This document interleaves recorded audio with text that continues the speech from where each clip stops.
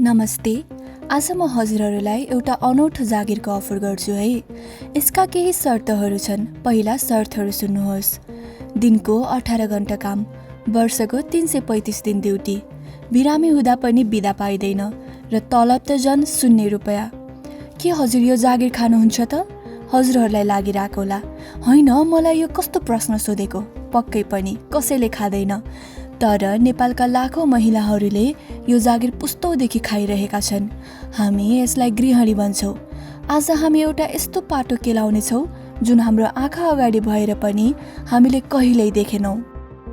अक्सफार्मको report अनुसार यदि संसारभरका गृहिणीहरूले गर्ने बेतलबी कामलाई न्यूनतम ज्याला दिने हो भने त्यसको मूल्य वार्षिक $10.8 ट्रिलियन हुन्छ। यो रकम एप्पल र माइक्रोसफ्ट जस्ता विश्वका ठूला टेक कम्पनीहरूको कुल कमाइभन्दा 3 गुणा बढी हो।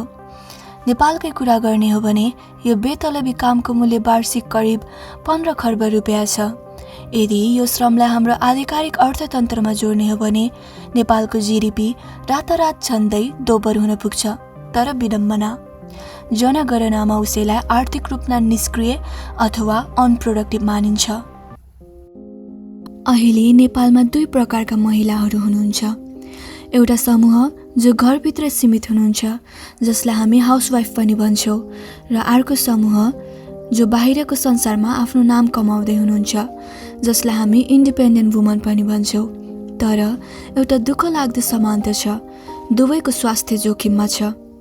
नेपालमा धेरै महिलाहरूमा आङ खस्ने अथवा युटेराइन प्रोल्याप्स, ग्यास्ट्रिक र मानसिक तनाव हुनुको मुख्य कारण यही नदेखिने शारीरिक श्रम हो। कामकाजी महिला त झन् डबल बर्डन अथवा दोहोरो मारमा हुनुहुन्छ। बाहिर 8 घण्टा अफिस धाउने महिलाले घर फर्केपछि फेरि पुरानै युगको गृहिणी बन्नुपर्छ। उनलाई बिरामी हुँदा पनि आराम गर्ने सुविधा छैन। किनकि उनले आराम गर्दा घरको चुलो बल्दैन। हिजोका महिलाले भोगेका दुःख र आजको सङ्घर्षमा एउटा ठुलो भिन्नता छ।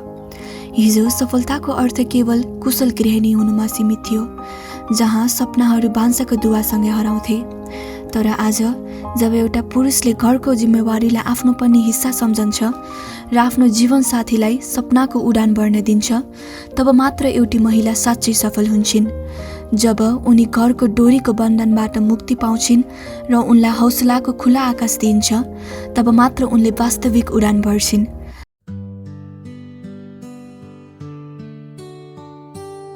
कुनै समय एउटा सानो चरा झैं उड्ने रहर थियो।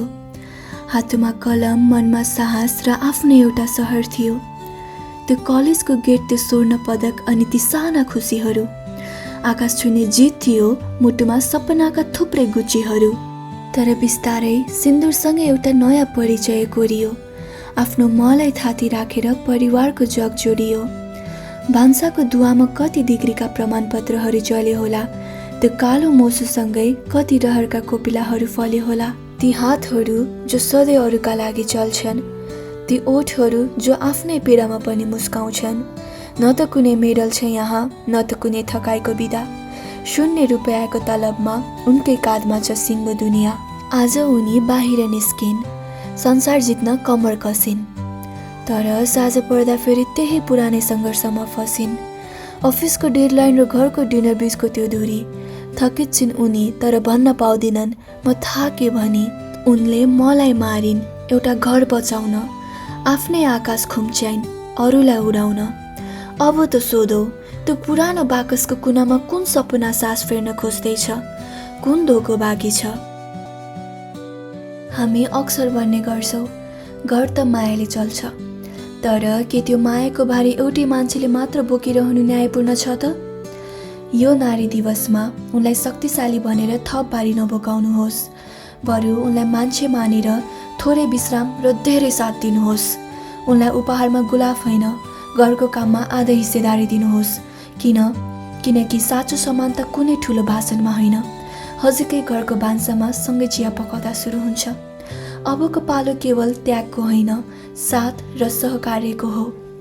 एउटा सचेत र समतामूलक समाजको खोजीमा म स्नेहा। धन्यवाद।